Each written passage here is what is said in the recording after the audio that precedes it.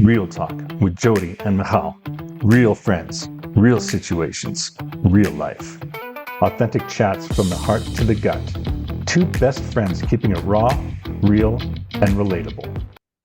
Well, hello everybody, and welcome to another edition of Real Talk with Jodi and Michal. I am functional nutritionist Michal Offer, and I'm joined by my longtime, lifetime friend, Jodi Greenblatt, who I will let introduce herself because I feel like I always mess it up.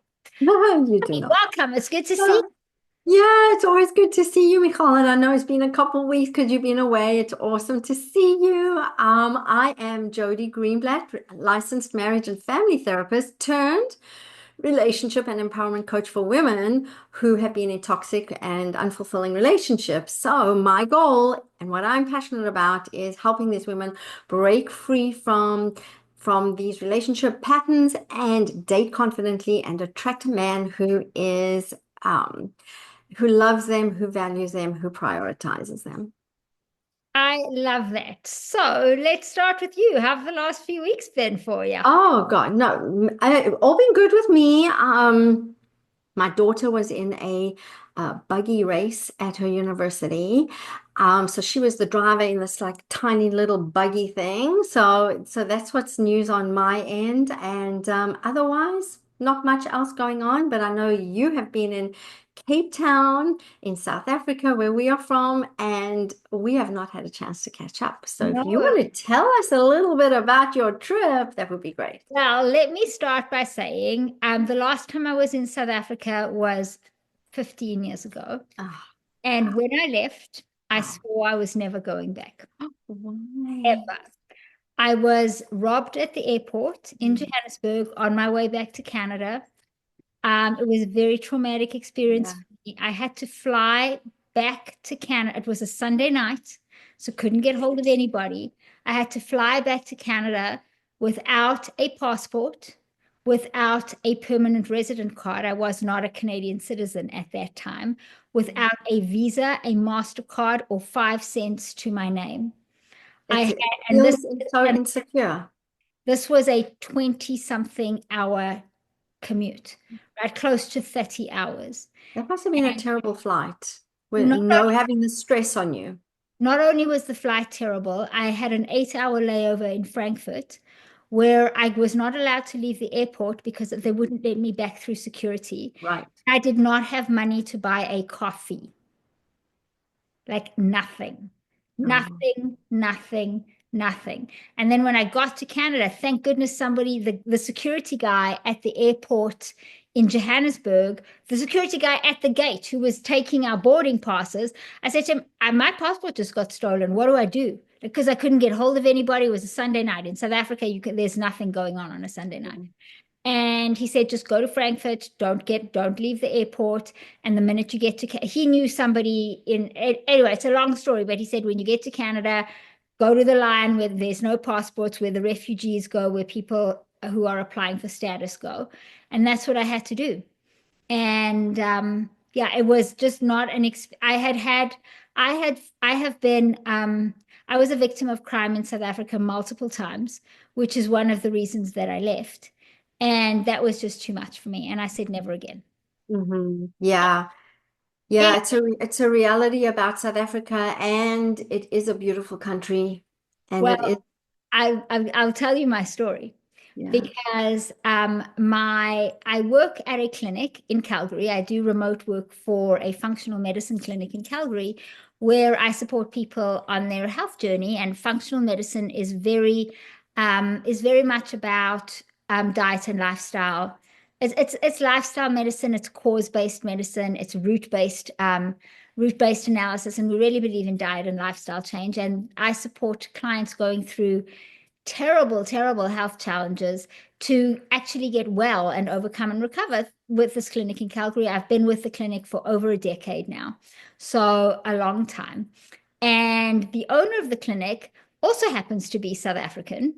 And she and I actually immigrated to Canada at the same time, same year, same month, everything. It was very funny. hmm This Never was before you knew each other, though. Well, we knew each other. Yeah, coincidentally. We would never have met in South Africa. She lived in a different province to me. She was also a different race from us, which when we were growing up, unfortunately, was a significant issue in South Africa. Yeah. But we've become fast friends since then.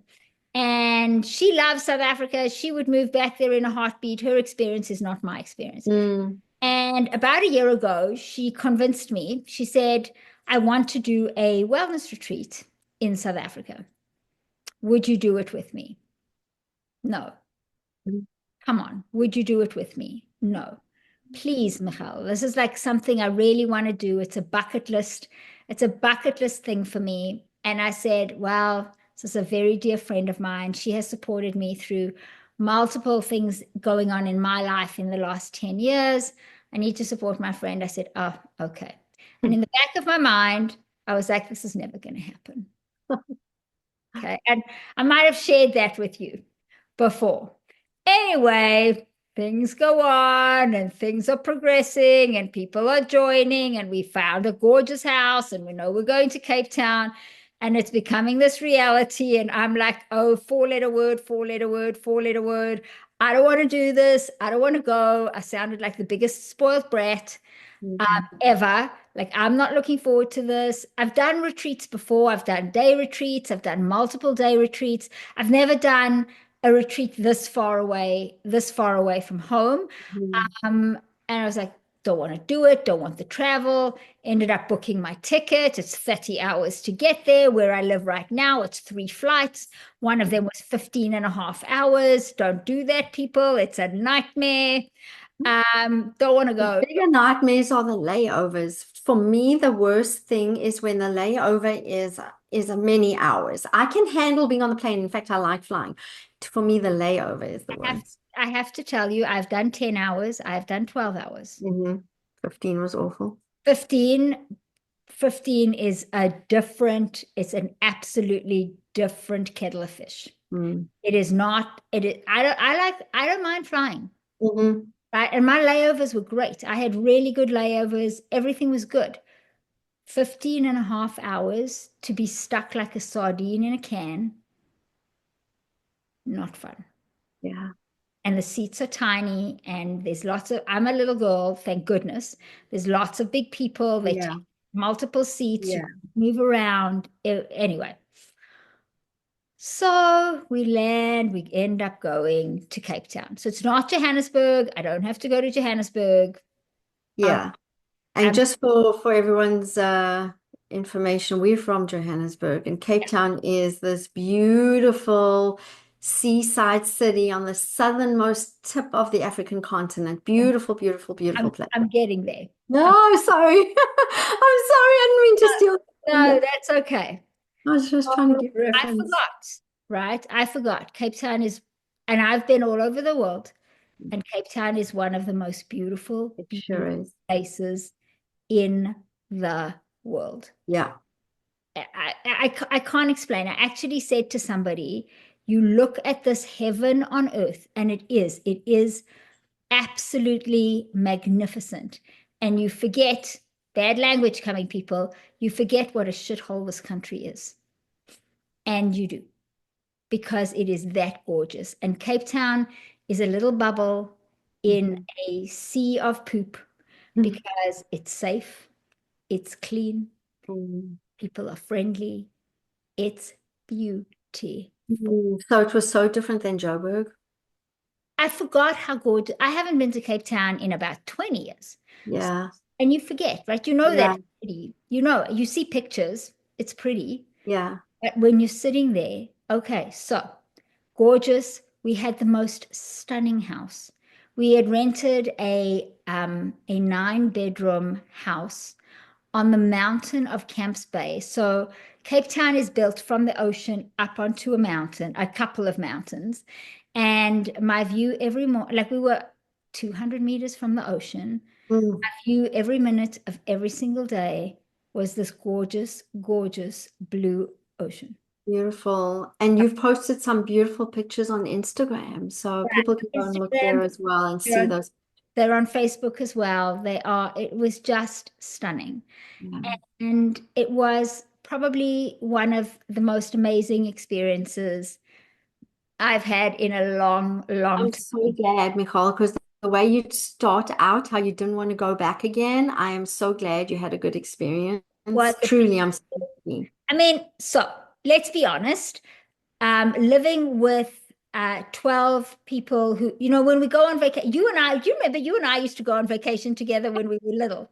And Yeah. I drove through Sea Point and I was like, I remember going, Jodi and I went on vacation when we were in high school. Actually, our final year of high school, it was just her and I I was telling people this and they were looking at me like I was nuts. We Yeah. rented a little apartment. I think that was one of the best like one of the best holidays ever. But Yeah. anyway, so when you go away with your friends or you go away with your family, you kind of know what you get. Which part do people find strange? You started saying people. We were 6, 17. I just turned 17. You had just turned 18 years old. And And we were young and we were on vacation on our own without our parents in an apartment. that was just like what we did, especially to Cape Town, right? That was what we What did. everybody did. Like remember we used to hitchhike to the beach. And we were like, Oh, what? Like, and I said, well, this is the time before cell phones. yes. But anyway, so there was a lot of nostalgia Yeah. with some of that because everything's very different, of Yeah. course. So I mean, I'm not 17 anymore, And really. we're not hitchhiking anyway. And we're definitely not hitchhiking anymore. But a lot of it has changed, right? They've rebuilt things are modernized, but a lot of it is very much the same, which is a little weird. But I'm going back to so living with 12 people who you don't know Mm-hmm. definitely has its challenges. Mm. And for that period of time, as I said, I've done retreats. This was the longest one I've done too. This was 10 days. Yeah. And the reason we made it so long is because it was really far to travel. And we will be doing this again. So if anybody wants more information, please reach out to me. You can comment on this email or you can reach out to me through my Facebook or through my Instagram and I can send you more details. Can you believe it? I'm out of choice, going to go back again. So But when you say do it again, you mean you'll go do a retreat I'm going to in do the Cape same Town retreat. again? I'm going to do the same retreat, Oh, every Nicole. Yeah, I can't believe how different you're sounding again. compared to Yeah. I'm never going back again. Right. Anyway, but this was because this was great. But living with 12 people who you don't know for 10 days has its challenges, and I learned a lot. I learned a lot about myself. I learned a lot about running an extended time retreat from a business. I um I taught a lot, which was great. I learned what really gets people going. I learned a lot about goal set. Like even though this is stuff that I do in my work every single day, when you do it in this type of an environment for this amount of time, I learned a lot about goal setting. I learned a lot about what people say and what people do. Like we know, you and I know as coaches that what people say and what they do are not always the same. Yeah. And I really got to see that. And Oh, if you want to give examples, I know you have a lot to tell us, but if you in my world, because I deal a lot with nutrition, we had very in-depth conversations about nutrition. uh We were very, very fortunate. We had a private chef. Our retreat has a private chef. amazing. The food must have been Amazing food. amazing. Pictures about the food as well. I did some of the cooking, because we didn't have him every day, which was very successful. I was very proud of myself. And he did some of the cooking, and I learned a lot from him. His name is Josh Hubert, and if anybody ever goes to South Africa and Cape Town and wants a private chef, at Cape Town Private Chef, he is amazing, like amazing. And coming from North America, everything there is so affordable because the rand is so terrible. I'm bouncing all over the place. But anyway, so back to goals. So we had really in-depth conversations about nutrition, and all of our food was the same nutritionally, was the same food that we discuss and that we promote in our clinic, right? So there wasn't a lot of dessert, there was no junk food, there was no snack foods, or a lot of the things that we discuss. And when I work with clients, a lot of the stuff that I do with them. So what was that like with no junk? So, well, people could buy their own, Ah, right? I mean, there was nothing against that, but it was interesting when we had really in-depth conversations about portions and about how to build your plate, how people either chose not to interpret that or misinterpreted it to suit what they wanted to believe, which was And this thing, people do this unwittingly. That's what you're saying, right? It's because yeah, it's difficult. That's the saying and doing different things. People yeah, want something, but it's also so difficult to implement that you do something different. yes and no. And I will say that this was where the challenge came up because when you're not, if you and I are having a conversation about my behavior, Mhm, let's say about setting a boundary, which mhm, food is a boundary, mhm, and you're not with me when I go away and have to mhm. implement that conversation. Yeah. If you were with me, I believe me knowing my personality type, I would be very aware, like hyper aware of not disappointing you. I am a people pleaser and I do very, very well with external accountability. So the instructions that are given to you, you will follow through, even if your coach, mentor, whoever isn't there. Is that what you're If my saying? coach or mentor isn't there, that's something Oh, different.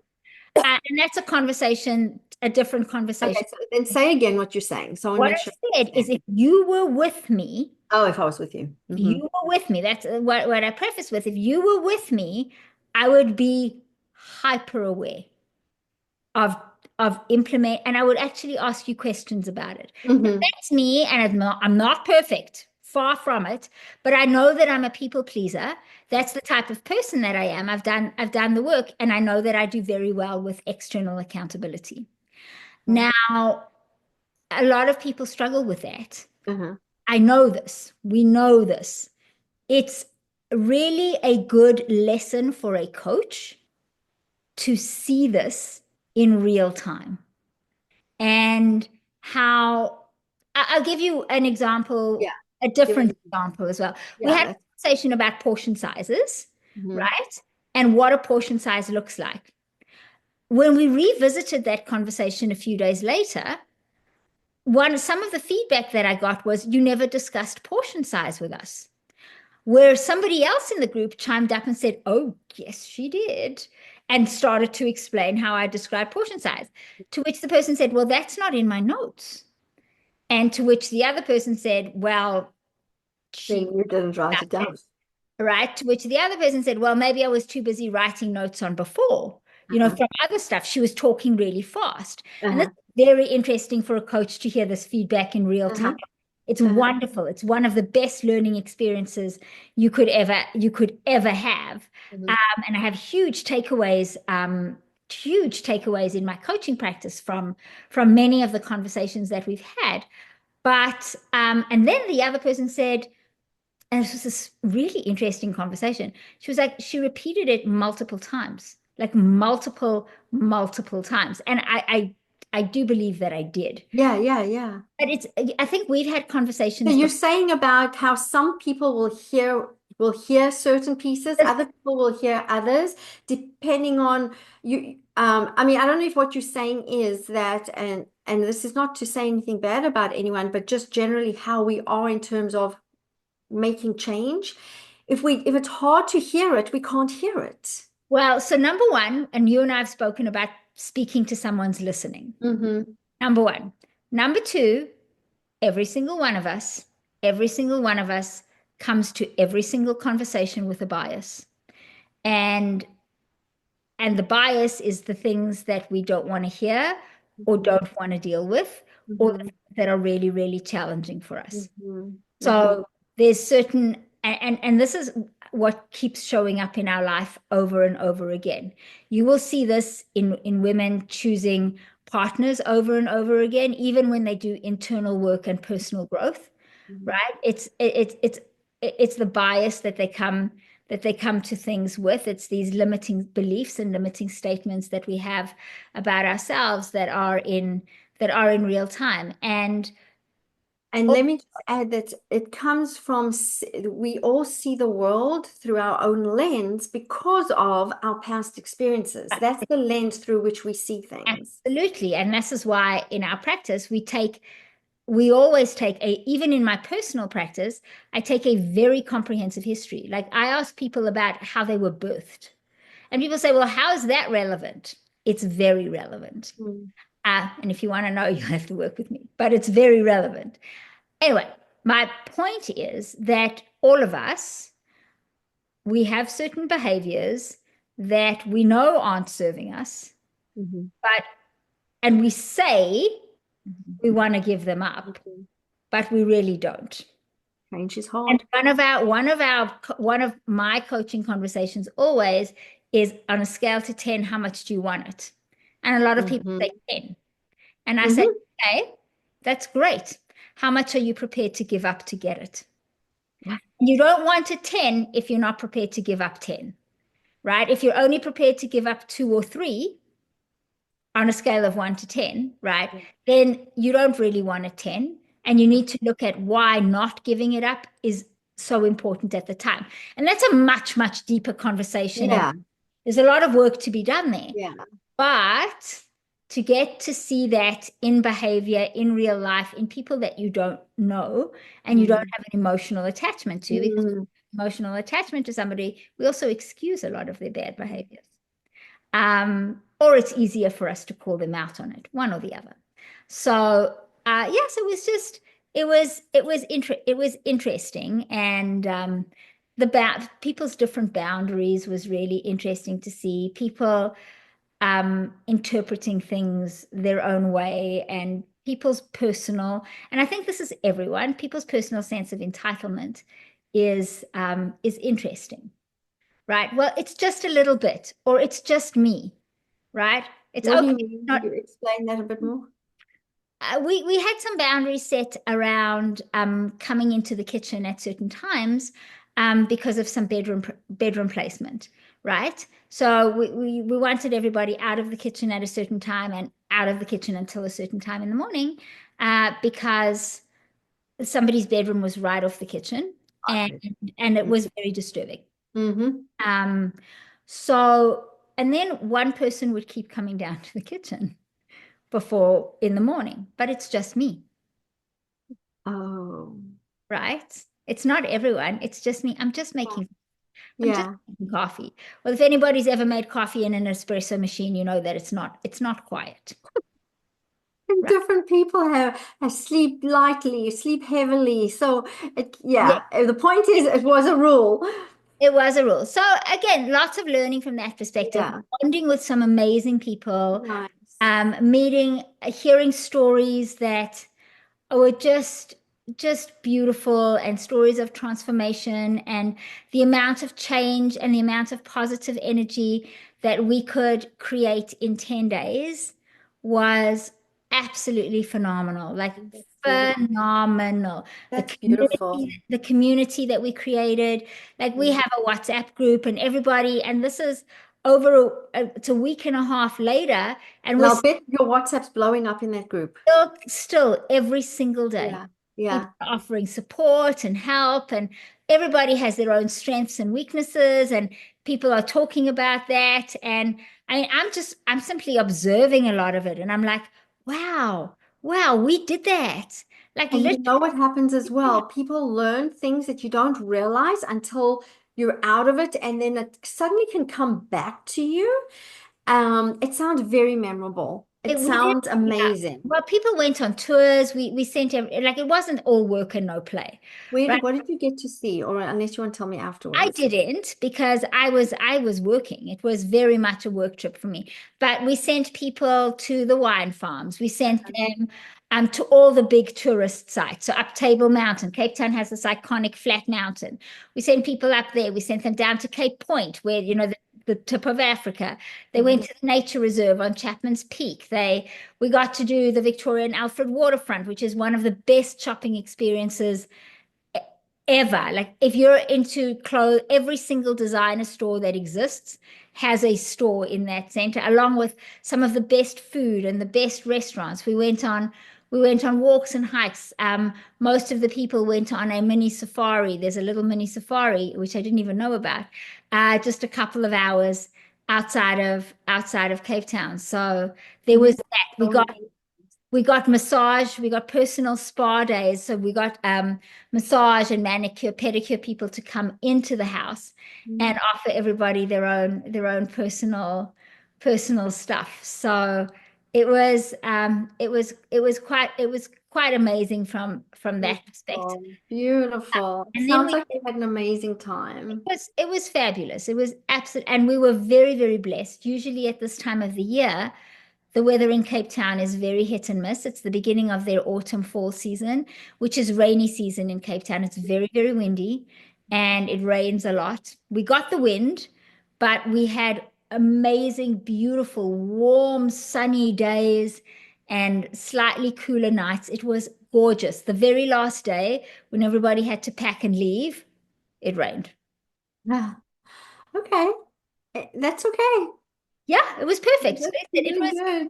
it was perfect. The house was one of the most stunning houses, not only Oh, the have I photos seen, looked amazing. have I ever stayed in. The space was gorgeous. Three Mhm. levels with three decks that have this view of the ocean. Bedrooms, for our guests that had views of the ocean or views of the mountain. Like, all en suites, like everything was lux. And yeah, so everybody felt that it was really great value, which was important to us.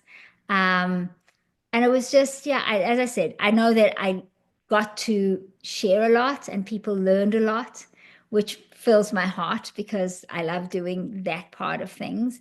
I learned a lot. I actually learned a lot from the doctor who I work with. Because I heard her speak about some things I hadn't heard her speak about before. And I'm very fortunate. She has gifted me with so much education, like so much education. I can't even begin to talk to describe how, like, all her education in the functional medicine realm, or not all, but a lot, she has gifted me access to. So, and I learned even more from her. I learned, of course, from every single person there. I learned something special and something that I'll take with me. And yeah, so I'm going back from never ever ever to going back. And I Excited about it now. My goodness. you and I have spoken about using absolutes, and Yes. I should Yes. not have used an absolute.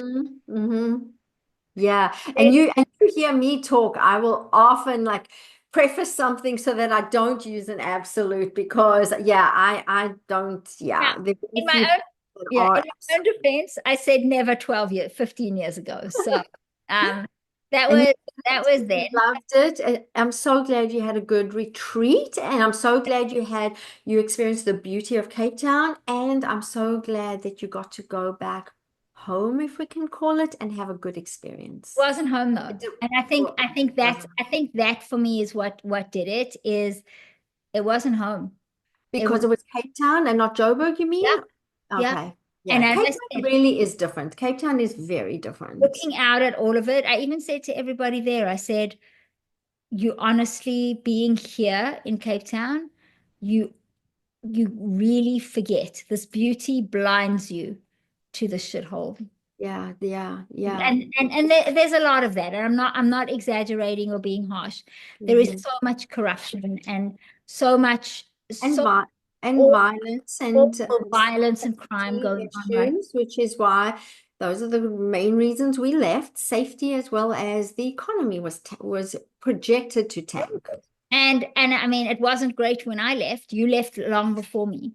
It Mm. wasn't great when I left, and Mm. it was so brutal now that literally getting there wasn't inexpensive, but literally we dined at five-star, like five-star restaurants that I couldn't dine at here The food in South Africa is amazing. And again, you know how you talk about the beauty and we talk about the food, and I don't think we're biased. And when you said you've traveled a lot and it is the most beautiful place or one of the most beautiful places in the world, whenever I say that to people, I preface it with I'm truly not biased because I'm from there. It really, really is It Beautiful. really is stunning. Mm. Like stunning. And the people there are very warm, very hospitable.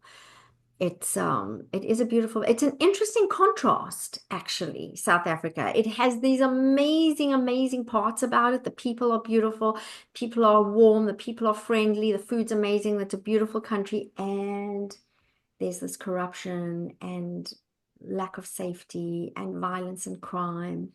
It's yeah, Mhm. it's tough. It's tough, right? And I still refuse to go to Johannesburg. Really? Well, I do, when I do go to Johannesburg because that's where my family is. In fact, I've just booked a trip. I'll be there end of the year, beginning of January. Yeah. I saw Yeah, my so I do go back. I'll be in Joburg and I'll be in Cape Town. right, which is, I mean, that'll be your treat. But I still have a sister in Johannesburg, Mhm. and I flew her down to come and see me.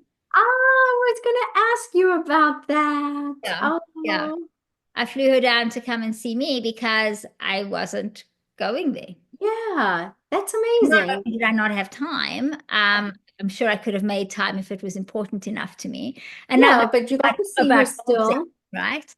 But she came and got to experience some of the retreat with us too. And it Nice. was interesting to see it through her eyes because her investment in the process is not what other people's investment in the process Yeah, was, yeah, yeah. Because right? she was just there for a short time and for a different He reason. was there for 2 days to see me, and Yeah. attending sessions was just, well, they were sessions. So she could go and suntan at one of the pools, one Oh, of the pools. gosh, Oh, Michal, I think I do need to come next time. I'm telling you, it is an experience. And as I said, I've done retreats. I've done retreats in beautiful, beautiful places. Yeah. This this was something else.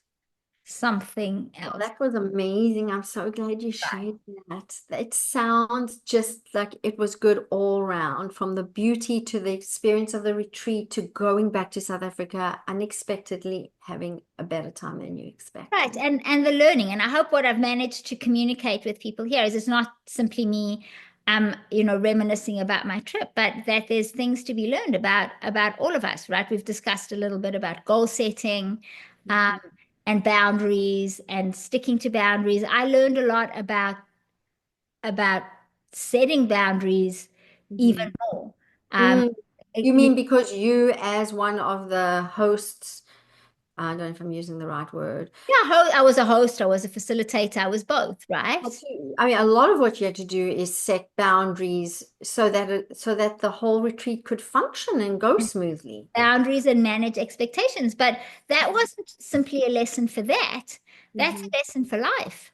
Mm-hmm. Because one of the things I know that you deal with a lot, and one of the things that I deal with a ton, is managing expectations, both my expectations and the expectations of my clients, Mm-hmm. right? Because Yeah. often, both of our clients come to this place, as you have said, with all of this history, right? With a lifetime of history. And okay, so we have a plan to move us out of that. And we expect it to take a week and we're done. Mm-hmm. Right? 10 days, I'm healed. Mm-hmm. I healed. Why is that a problem? Like why Yeah. do I still have this problem? And Yeah. and so really and I do a lot of work with managing that expectation, and I'm sure you do too. But this went a lot deeper because it was immersive. That's what I was about to say. Yes, you can't like heal completely in 10 days, but depending on the way you do things, being something so concentrated in 10 days, you can have a much deeper and like a what's the word I'm looking for? Like this jump start into healing. You can leap forward. Maybe that's a way to say it. You can leap forward versus if it wasn't in this concentrated retreat, it might take a few months to get there. But this is also a testimony to life. Like, I'm sorry about the cliche that it is a journey. And when do you reach a point where you say, I'm healed? No, you're constantly healing, you're constantly learning. growing and and growing, exactly. but I need to add something to that because I think the important part that we often miss, I know I've been in intensive trainings that are 2, 3 days, like a weekend or a few days long. I'm sure you've done some of those as well. It's a lot of that is in the personal development space. I'm sure a lot of our listeners have done many programs and many courses, and we all leave the program all pumped and excited and happy. And the follow-up is either we're not accountable to the follow-up, or the follow-up is lacking, or the support is lacking, and we go back to being accountable to ourselves. Very few of us are Hmm. good at being accountable to ourselves. We lie to ourselves every single day. I'll Hmm. start tomorrow, I'll do it later. All of the stories we tell ourselves, and we all do it. Yeah. Nobody is Yeah, unique. yeah. Being honest with oneself is But, quite yeah, difficult, but and it's quite amazing when you are honest with yourself. sure, but keeping the momentum from a program moving forward. So you have this immersive, you have this leap, and then it's a then what, right? And often we fall back into old patterns or old behaviors because we got the leap and then what, Mhm. right? Which is where consistent follow up and consistent accountability is really, really important, right? You can have all the information you want, but if you're not equipped within yourself, and often that's external support to continue with the transformation, whatever that transformation, growth, learning, healing, whatever you want to call it, whatever that Mhm. might be, that's the challenge, right? That is truly, truly the challenge. So what helps us? Community is a big one. It doesn't have to be somebody that you pay, right? But community is a big one. This is why I'm so excited Support. about this about this WhatsApp group, because Um, everybody's talking and continuing the momentum. We have within we integrated into our retreat an extensive follow-up program. okay. We have a lot of support and group webinars and stuff coming up for months still, months, to ensure that people don't simply have this wonderful experience for 10 days, implement stuff for a week afterwards, and then kind of fall back into familiar routines. So I think it's important not simply to have the jump start, which is great, but to understand that it is only the beginning. And it's the continuation that's often a lot more challenging, right? Start Mm. like, oh, I'm all motivated. It's great. Yay, me. And then a week later, what happens when all of that motivation is gone? Hmm. Yeah, so that's like there. So you speak to support, need whatever that community is.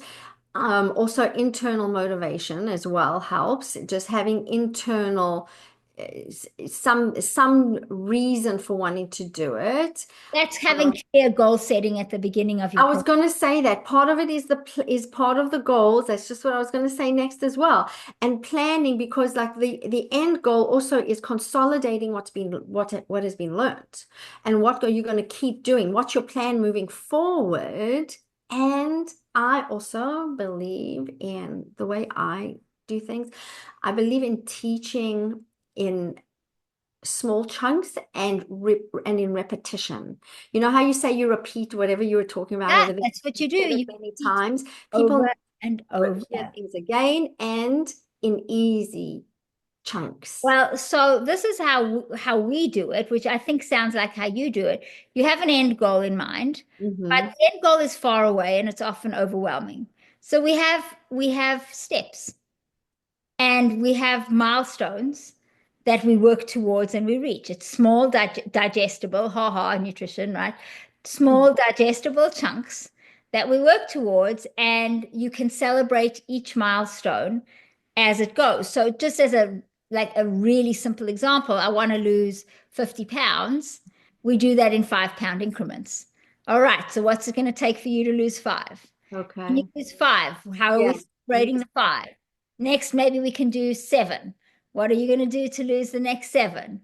Right. And we really do it like that because it's more realistic, right? It's oh, losing 50 pounds is big. That's hard for me to even conceptualize, right? And often I'm dealing with very ill people who have significant fat to lose, which is affecting their health in great ways. But telling somebody you have to lose 100 pounds, they're like, okay, it's a lot, right? It's very Yeah, we're back to that concept of it's a journey and not seeing it as this overwhelming 100 pounds or overwhelming end goal, but just these small digestive. life is like that. Life is truly, it is in steps. Yeah, but a lot of us see the big goal, even if it's like, run a marathon, and we forget sometimes that you need to do the 5K, right?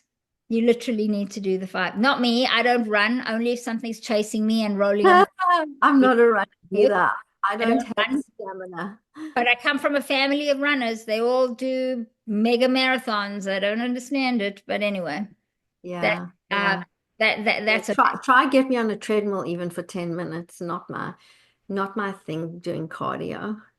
well, we could have a conversation about cardio on another podcast because it's a double-edged sword for sure.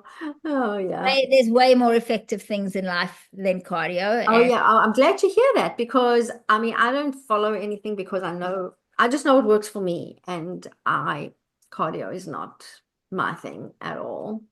right. And as I said, that's exercise can be a whole conversation for another podcast. And we should probably really discuss with our listeners the importance of muscle. And this is actually relevant to your life as much as it is to mine. Work life, I'm talking about. What are you talking about? Muscle, because, and I'm going to preface this for another podcast. Let's hear it, Michal. That your muscle health and your muscle mass directly affects your mood and your cognition and your brain directly. That is awesome. That is awesome to know because and that makes me feel good because that's what I like to do. I was saying I don't do cardio. I like to lift weights. But if you think of somebody who is struggling with anxiety or struggling with depression or even struggling making appropriate choices in their lives, it's not that your muscle mass is going to fix it, no.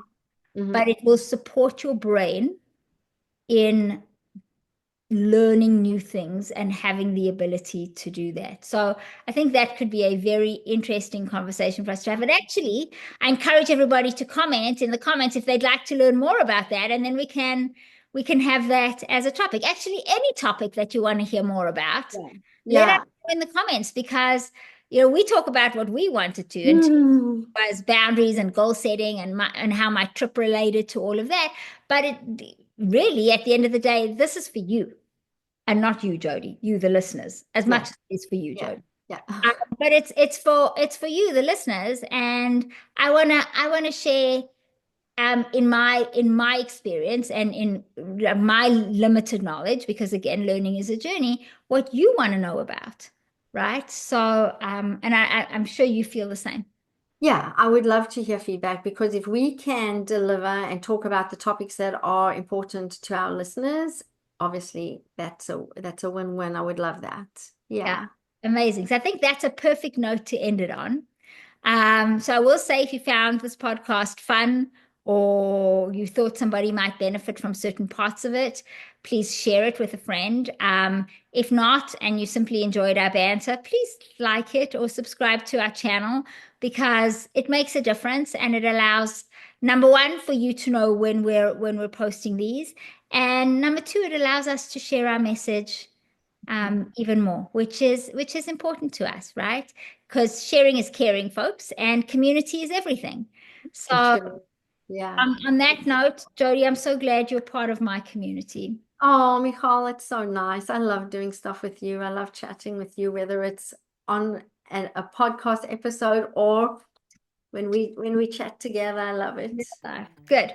So till next time, we'll see you guys soon. Bye.